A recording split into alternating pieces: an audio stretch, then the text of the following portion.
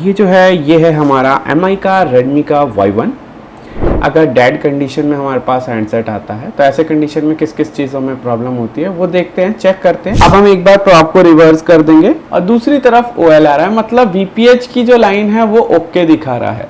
देखिए हैंडसेट जो है वो पूरी तरह से वर्क करना चालू कर दिया हैंडसेट ने।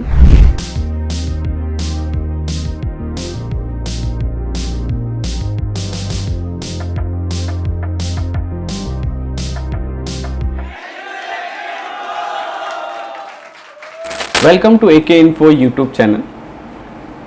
आज हमारे पास एक नई केस स्टडी आई है और ये है हमारा MI का Redmi का Y1। MI Redmi Y1 है हमारे पास और इस हैंडसेट में जो प्रॉब्लम है अकॉर्डिंग कस्टमर, हैंडसेट डेड है। हैंडसेट क्या है? डेड है। और पूरी तरह से हम इसको सबसे पहले डायग्नोज करेंगे और उसके बाद फिर इसके ऊपर वर्क करना चालू करेंगे। तो चलिए अब हम आगे की तरफ आपको डायग्नोज करके दिखाते हैं प्रॉब्लम को। हैंडसेट के अंदर क्या प्रॉब्लम है, किस तरह से है, किस चीज़ों में प्रॉब्लम आती है। अगर डेड कंडीशन में हमारे पास हैंडसेट आता है तो ऐसे कंडीशन में किस किस चीज़ों में प्रॉब्लम होती है वो देखते हैं, चेक करते हैं और उसके बाद फिर आपको हम इसका सॉल्यूशन दिखाते हैं। तो चलिए स्टार्ट करते हैं वीडियो को। यहाँ पे क्या है, Redmi का Y1 हैंडसेट है। तो सबसे पहले हम क्या करेंगे, चार्जर से चेक करेंगे कि चार्जिंग एम्पेयर मीटर में क्या रीडिंग आ रही है। चार्जिंग एम्पेयर मीटर पे जैसे ही हम लगाते हैं तो देखिए ये लाइट क्या कर रही है, ब्लिंक करने लग गई है। इसका मतलब ये है कि इस हैंडसेट में कुछ ना कुछ इश्यूज हैं और देखते हैं आगे क्या क्या इश्यूज हैं। तो हैंडसेट को सबसे पहले डिसअसेंबल कर लेते हैं, हैंडसेट को ओपन कर लेते हैं पूरी तरह से और फिर आगे मदरबोर्ड पे चेक करते हैं कि क्या इश्यूज हैं।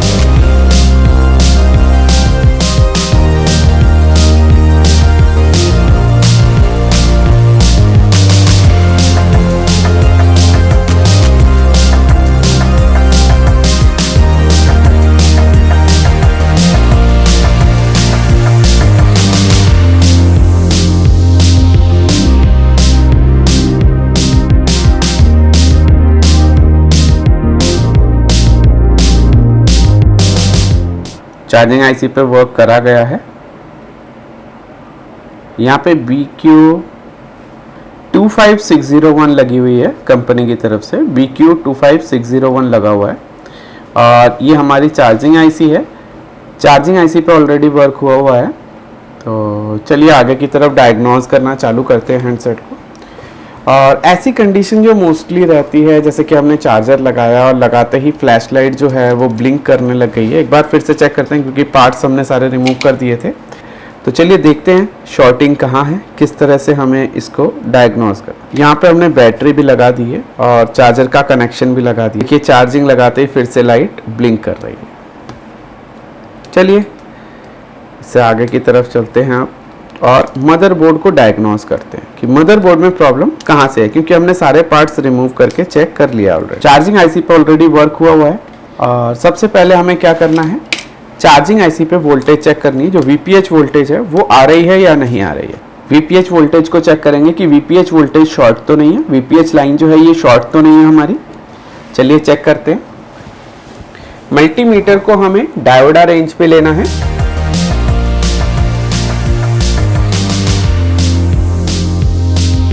रेड प्रॉप को ग्राउंड पे रखना है और ब्लैक प्रॉप से चेक करना है डायोडा वैल्यू। रेड प्रॉप को हमने ग्राउंड पे रख दिया है, ब्लैक प्रॉप से हम चेक कर रहे हैं। तो यहाँ पे हमें 372 की वैल्यू मिल रही है। ओके, अब हम एक बार प्रॉप को रिवर्स कर देंगे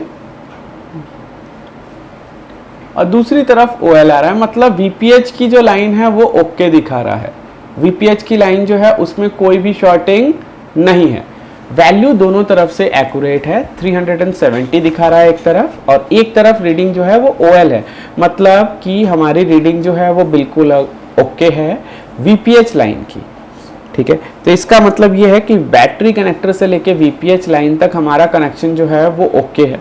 तो अब हम एक बार DC पावर सप्लाई से हैंडसेट को कनेक्ट करके चेक करेंगे, क्योंकि देखिए हमने अभी क्या चेक करा है, बिफोर पावर चेक करना है। देखिए मल्टीमीटर से कई बार ऐसा होता है कि जो लाइंस रहती है, मतलब VPH की लाइन या फिर VBAT की लाइन के अंदर शॉर्टिंग हमें दिखती नहीं है। कई बार ऐसी प्रॉब्लम आती है, ठीक है। और क्यों नहीं दिखती है, किस लिए नहीं दिखती है, और कई बार DC पे शॉर्टिंग दिखती है, मल्टीमीटर से शॉर्टिंग नहीं दिखती है, तो वो ऐसा क्यों है, ये सब जानने के लिए आपको AK इन्फो के क्लासेस को ज्वाइन करना पड़ेगा और हर एक चीज़ आपको डिटेल में समझाई जाती है क्लासेस के अंदर। आप ऑनलाइन या ऑफलाइन दोनों ही कोर्सेज सिलेक्ट कर सकते हैं। इसके बाद हम एक बार DC पावर सप्लाई पे हैंडसेट को कनेक्ट करते हैं। तो DC पावर सप्लाई आप लोगों के सामने देख पा रहे हैं आप कि 4.2 वोल्ट पे लगा हुआ है DC पावर सप्लाई। अभी हमने DC पावर सप्लाई कनेक्ट करा है। DC पावर सप्लाई कनेक्ट करने के बाद देखिए कोई भी पावर की कंजम्पशन नहीं है। DC पावर सप्लाई कनेक्ट करने के बाद कोई भी पावर की कंजम्पशन नहीं है। इसका मतलब ये है कि हमारी जो बैटरी कनेक्टर से लेके चार्जिंग IC और चार्जिंग IC से जो VPH लाइन निकलती है उसमें कोई भी शॉर्टिंग नहीं है। अब हम आगे की तरफ चेक करेंगे इससे। अब हमें चेक क्या करना है, देखिए इसको कहा जाता है जो बैटरी कनेक्टर से लेके चार्जिंग IC तक के जो कनेक्शंस रहते हैं और चार्जिंग IC से जो आउटपुट लाइन निकलती है VPH की, उसको कहा जाता है बिफोर पावर। उसको कहा जाता है बिफोर पावर। अब हम आगे की तरफ चेक करेंगे जो कि पावर IC से आगे की सप्लाईज है। पावर IC से आगे की, अब हम आगे की सप्लाईज को चेक करेंगे जो कि पावर IC से आगे की लाइंस निकलती हैं, जो कि आपकी WTR ICs, LDO लाइंस और VREG 1 और 2, VREG 1 एंड 2, इन दोनों लाइंस को हम चेक करेंगे। तो चलिए चेकिंग को स्टार्ट करते हैं। मदरबोर्ड पे हमारे हैंड्स मदरबोर्ड के अंदर जो पावर IC है वो बैक साइड में शील्ड के नीचे है। तो शील्डिंग को रिमूव करते हैं।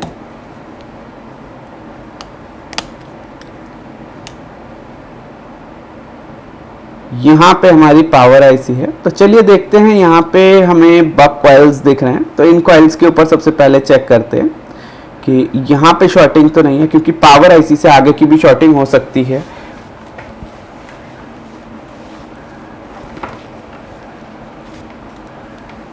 मल्टीमीटर को सेम आपको डायोडा रेंज पे ही रखना है और वैल्यू चेक करनी है एक एक करके कॉइल पे। यहाँ पे वैल्यू जो है वो 459 की आ रही है, जो कि ओके है।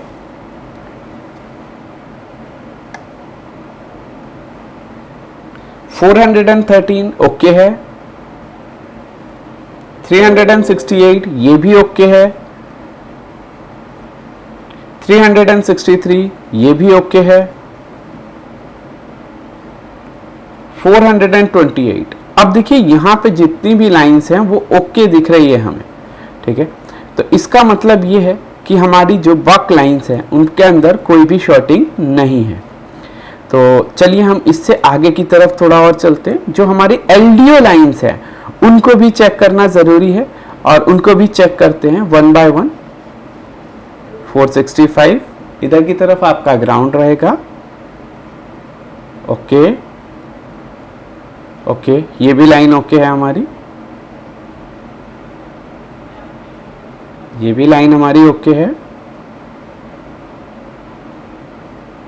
ओके। यहां पे आप देखिए कि इस लाइन के ऊपर हमें क्या हो रहा है, दोनों तरफ जो डायोडा वैल्यू है, नहीं, इस लाइन के ऊपर भी हमारी डायोडा वैल्यू जो है वो बिल्कुल ओके दिखा रहा है। चलिए अब हम क्या करते हैं कि देखिए सारे के सारे जितने भी LDO लाइंस है वो तो चेक करना ही है हमें। तो यहाँ से थोड़ा सा शील्ड को कट कर लेते हैं ताकि ये जो शील्डिंग है ये हट सके और पावर IC के पास जितने भी कंपोनेंट्स हैं इनको अच्छे से चेक कर सके। तो यहाँ से शील्डिंग को कट कर लेते हैं हम लोग।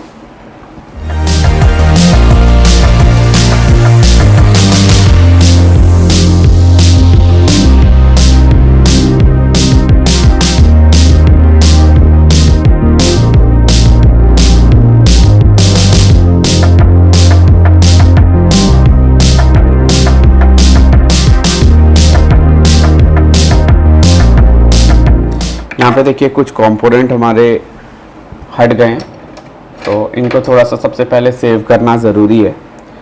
सबसे पहले इन कंपोनेंट्स को सेव करेंगे। देखिए यहाँ पे एक रजिस्टर है हमारा, ये रजिस्टर यहाँ से निकल के आया है, तो इसको सबसे पहले सेव करके रखेंगे अपने पास।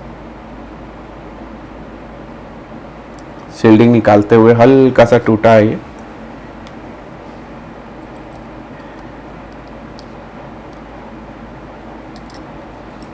बस इतना ही शील्डिंग रिमूव करेंगे तो हमारा प्रॉब्लम जो है वो सॉल्व होना चाहिए। चलिए देखते हैं। यहाँ पे हम क्या करेंगे, थोड़ा सा फ्लक्स लगा के सबसे पहले कंपोनेंट्स को फिक्स कर देंगे प्रॉपर, क्योंकि कंपोनेंट्स अगर रिमूव हो गए तो ऐसे कंडीशन में हमारा हैंडसेट ऑन नहीं होगा और हमारी प्रॉब्लम जो है वो बढ़ जाएगी, जितनी प्रॉब्लम है उससे बढ़ जाएगी। तो चलिए सबसे पहले कंपोनेंट्स को लगा देते हैं। टेम्परेचर जो है वो 320 का रखेंगे, 320, और एयर थोड़ा डाउन रखेंगे 3 पे।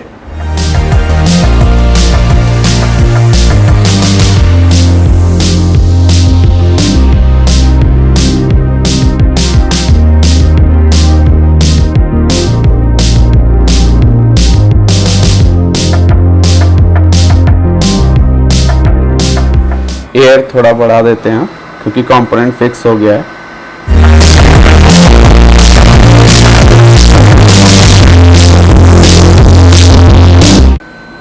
दोनों कंपोनेंट अपनी जगह पर अच्छे से बैठ गए हैं।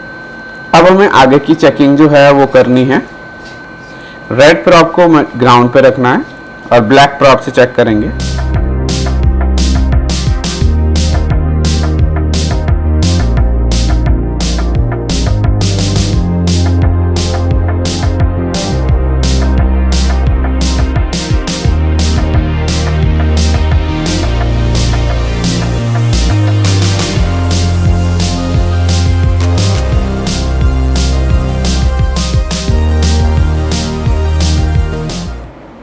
इस कैपेसिटर पे हमें दोनों तरफ ही वैल्यू जो है वो क्या हो रही है, शॉर्टिंग की कंडीशन दिख रही है। हमें इस कैपेसिटर पे दोनों ही तरफ क्या दिख रही है, शॉर्टिंग की कंडीशन दिख रही है। अब देखते हैं कि ये जो कैपेसिटर है ये कहाँ जा रहा है। चलिए देखते हैं आगे की तरफ। अब हम बॉर्नियो के अंदर लॉग इन करते हैं।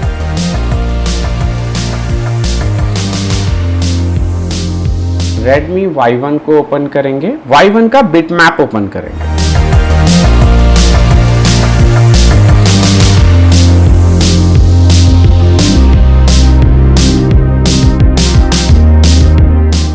बिट मैप आपको यहाँ दिखता है बॉर्नियो में, इसको ओपन करेंगे और मेन पे जाएंगे, Xiaomi पे जाएंगे और Redmi का Y1 मॉडल है।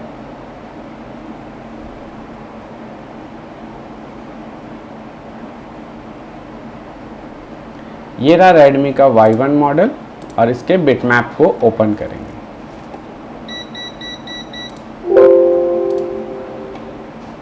अब हम देखते हैं जो हमारा कंपोनेंट शॉर्ट दिखा रहा है वो कंपोनेंट कौन सा है। तो हमारा कंपोनेंट जो शॉर्ट दिखा रहा है वो है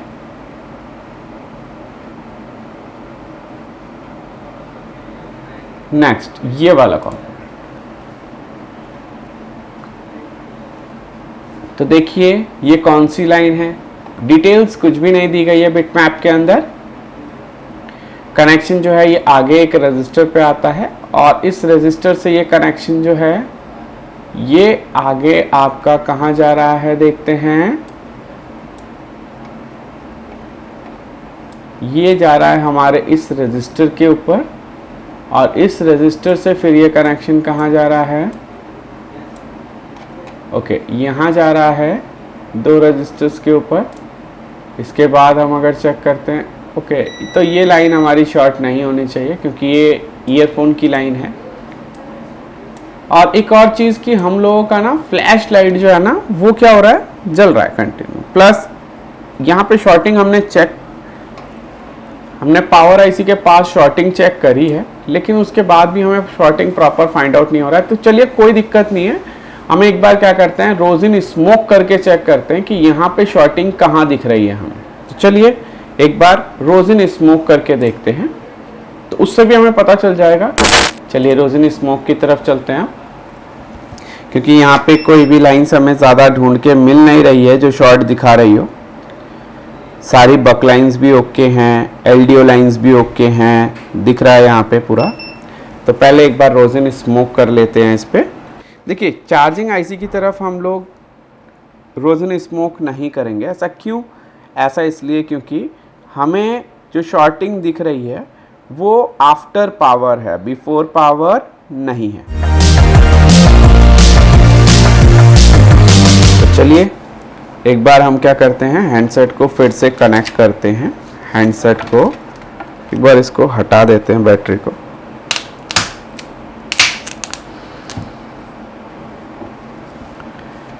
बैटरी को हटा दिया है हमने और सब बोर्ड के साथ सिर्फ और सिर्फ मदरबोर्ड को कनेक्ट करेंगे।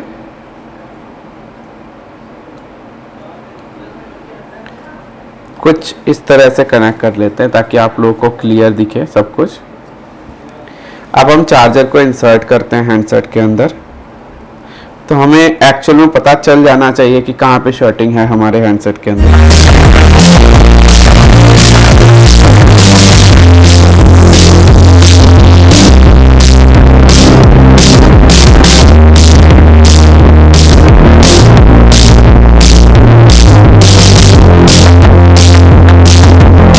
थोड़ी हीटिंग हमें सीपीयू पे महसूस हो रही है। देखिए थोड़ा थोड़ा रोज़न स्मोक जो है वो मेल्ट होने लग गया है सीपीयू के अंदर, बिल्कुल लाइट मेल्ट हो रहा है। चलिए देखते हैं एक बार, सीपीयू को रिमूव करके चेक करते हैं। हाँ, सीपीयू हीट हो रहा है थोड़ा थोड़ा।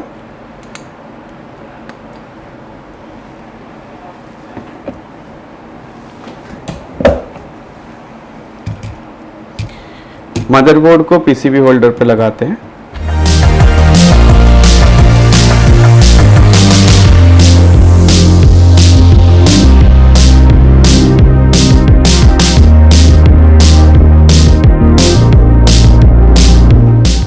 एसएमडी का टेम्परेचर जो है वो 320 रखना है, एयर फुल रखना है।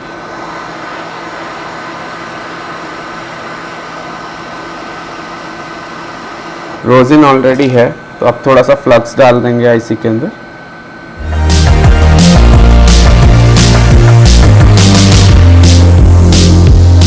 सीपीयू जो है वो थोड़ा बहुत हीट हो रहा था हल्का, तो हमने सबसे पहले क्या करा है, सीपीयू को उठाने का डिसीजन लिया है।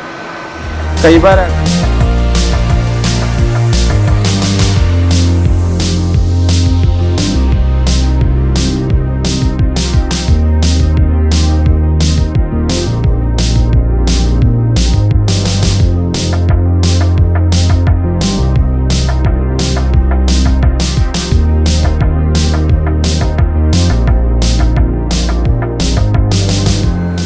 ओके, सीपीयू रिमूव कर दिया हमने।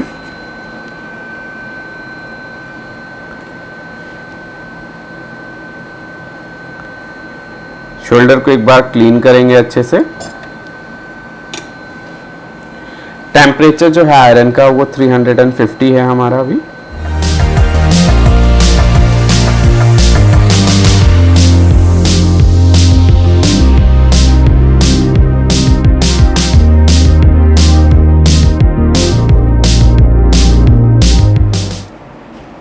डी शोल्डर विक से थोड़ा सा पहले क्लीन करेंगे एक बार सीपीयू के जितने भी ट्रैक्स हैं उनको।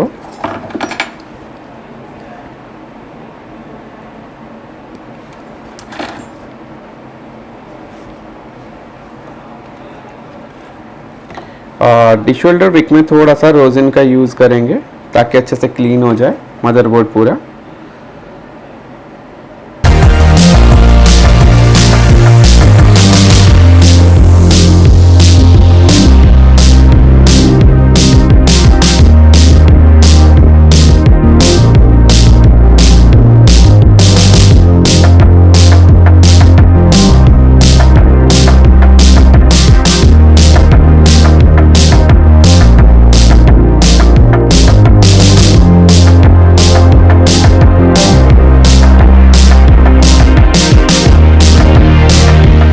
अभी आयरन जब हम क्लीन कर रहे हैं आयरन से शोल्डर को, तो ऐसे कंडीशन में क्या होता है कि थोड़ा थोड़ा रफनेस अगर आपके आयरन के अंदर दिख रहा है।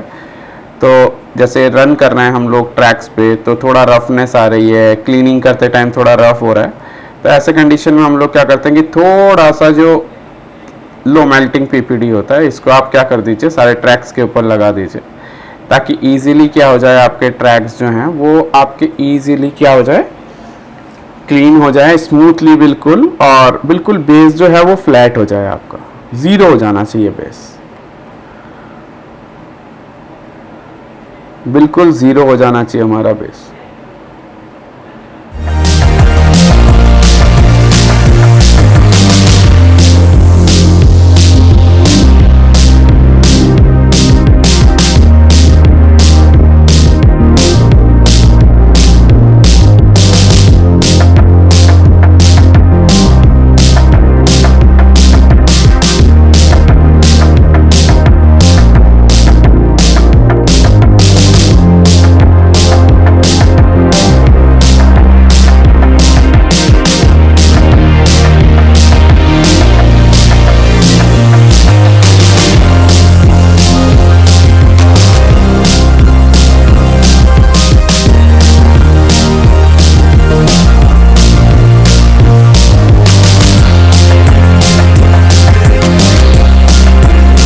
अब हम सीपीयू को रिवॉल्व कर लेते हैं, तो चलिए सीपीयू को रिवॉल्व करते हैं। और सीपीयू को रिवॉल्व करने के लिए सबसे पहले हमें सीपीयू का जो शोल्डर है उसको क्लीन करना पड़ेगा।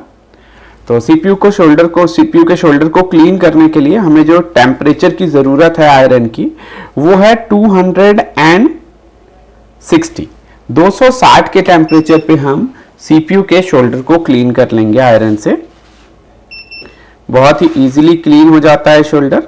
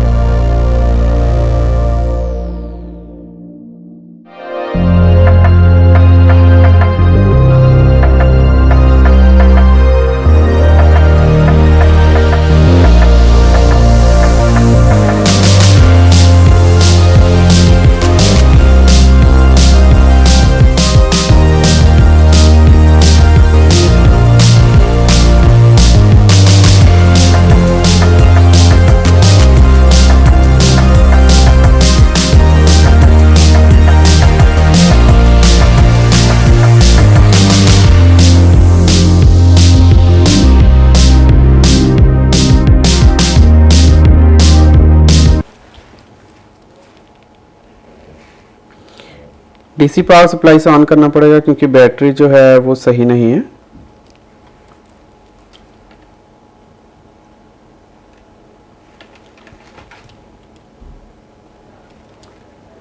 डीसी पावर सप्लाई को कनेक्ट कर दिया है मदरबोर्ड पे हमने, और आप चेक करते हैं रीडिंग ओके है। ओके, अब आप देख पा रहे हैं कि हैंडसेट जो है वो ऑन हो चुका है हमारा। पूरा बूट करने देते हैं हैंडसेट को। देखिए सेकंड लोगो पे आ गया हैंडसेट। देखिए हैंडसेट जो है वो पूरी तरह से वर्क करना चालू कर दिया हैंडसेट ने। इसका मतलब ये है कि हमारा हैंडसेट जो है वो पूरी तरह से वर्किंग हो गया है और पूरी तरह से काम कर रहा है अच्छे से। तो ये प्रोसेस आप लोगों को समझ में आया, किस तरह से करा है हमने रिपेयर, ये कमेंट में ज़रूर बताएं। और प्लस एक और चीज़ कि आप अगर किसी भी तरह का रिपेयरिंग रिलेटेड कोर्स करना चाहते हैं केइन्फो की तरफ से, तो आपको बिल्कुल ज्वाइन करना चाहिए। यहाँ पे आपको डिटेल नॉलेज मिलेगी, हर एक चीज़, हर एक ट्रैक की आपको नॉलेज मिलेगी। आपको हर एक तरीका बताया जाएगा कि किस तरह से आपको रिपेयर करना है, किस जगह पे किस तरह से आपको किस स्टेप का अटैम्प्ट लेना है, वो हर एक चीज़ कंप्लीट नॉलेज आपको देखने को मिलेगी केइन्फो की तरफ से कि किस तरह से आपको बताया जाएगा। वो आपको खुद समझ में आएगा और आप खुद रिपेयर कर पाएंगे। आप अपने टेबल पे खुद बैठ के रिपेयर कर पाएंगे और आपके अंदर ये कॉन्फिडेंस आएगा। इसी तरह की नेक्स्ट वीडियो में फिर मिलेंगे, तब तक के लिए बाय बाय।